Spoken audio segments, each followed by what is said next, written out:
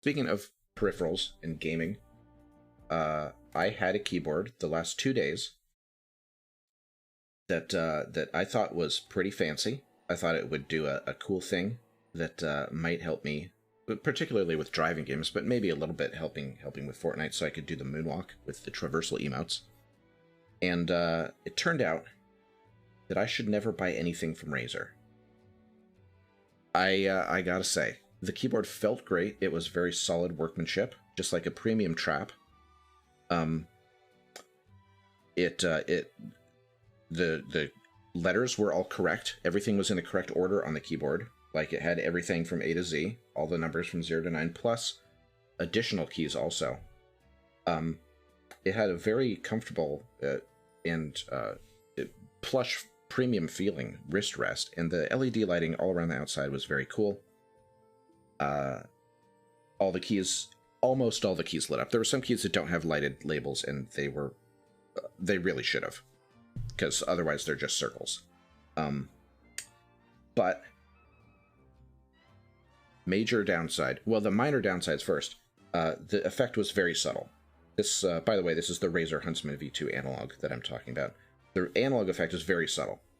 So in Fortnite, it's like I could walk slowly, or I could walk normal speed, but I never really need to go slow.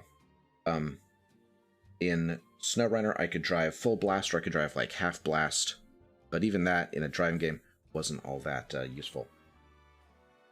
The major drawback was that it would do this thing, which I referred to as sticky keys, and then everyone, you know, these jokers out there, they make their jokes about sticky keys. Razer calls it spammy keys, or at least that's what it's called on their support forums. But it would do this thing where you push a key, and then once in a while, like once every hour or so, it would just not ever let go of the key. So I'd be walking to the right by holding D, and then I'd let off D, and I would keep walking to the right until I press it again. And I thought that this problem might get better, maybe after I talked to support. They just gave me so much bullshit. Oh, what a waste of time it was talking to them. They say, was there any physical damage to the keyboard? And I said, it's brand new. I said, this happened from the moment I plugged it in. Did anything happen to it? Were there any incidents involving the keyboard? No. They said, well, let's see if it's a problem with the keyboard or with your PC. Do you have another PC that you can try the keyboard on?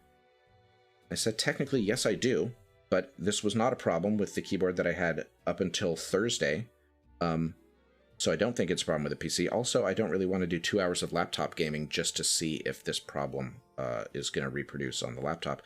And everyone says it's a problem with the keyboard, so why don't we just assume it's a problem with the keyboard? Then, all right, where was I? Razer's, okay, so the Huntsman, yeah. So here's the thing. They told me to, they asked if there's if I broke the keyboard before I plugged it in. They tried to get me to test it in a different PC to see if it was a problem with my PC. They're blaming everything except the keyboard.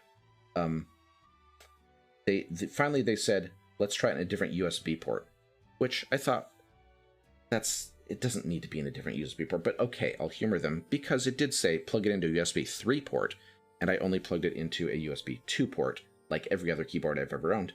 But maybe this magical keyboard needs 10 gigabits per second, so okay, I'll plug it into a USB 3.2 port, so it can just massively move data to and from the internet, this high-tech keyboard. Guess what? It didn't fix it. So I decided I'm not going to waste any more time with their support. I just went and returned it. So Razer's dead to me. Logitech is my new best friend, which is very sad because, oh, I've had so many complaints about Logitech's products. That's a Freudian slip right there. I meant to say products, and instead I called them problems, which they often are. Logitech's products work great, just not for very long. Which is better than Razer so far. Which just never works from the beginning. Alright, that's enough shitting on brands. I did end up returning it, yeah, because they couldn't fix the problem, and they obviously didn't have any real solutions for it. I got the Logitech G Pro.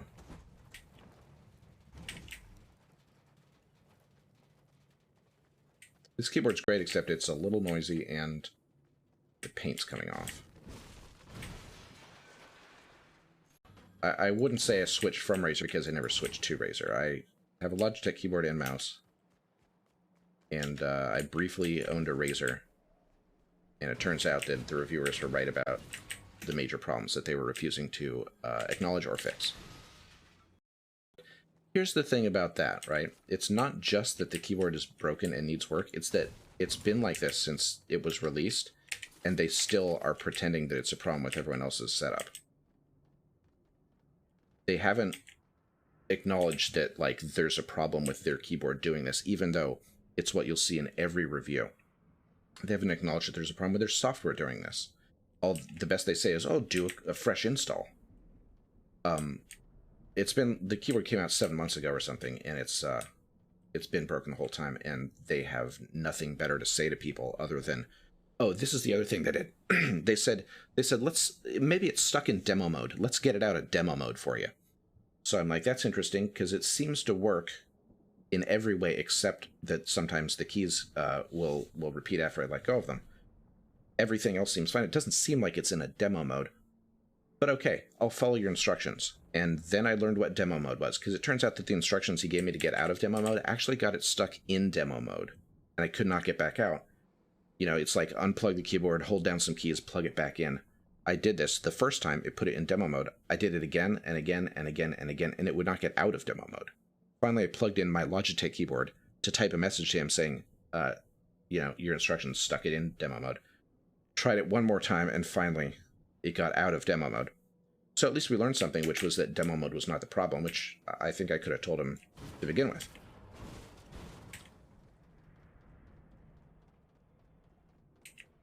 Turns out demo mode is a thing that makes the keys do nothing at all except light up, they light up this little green ripple effect.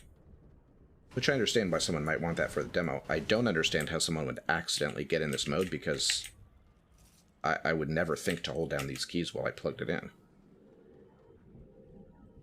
Do I have an alternative that I'm going to buy? No, I'm going to stick with what I have for now. I mean, the paint's coming off, which sucks, but it works other than that. And the analog, like, I got it because it did this analog thing, and it turns out that the analog just wasn't that important. It didn't. If I had played Grand Theft Auto, it might have made a difference, but I don't play that on PC. I have it on PC. I haven't played it for months, probably over a year, since it was free. The keyboard I'm using is the Logitech G Pro. Like I said, it's 10 keyless.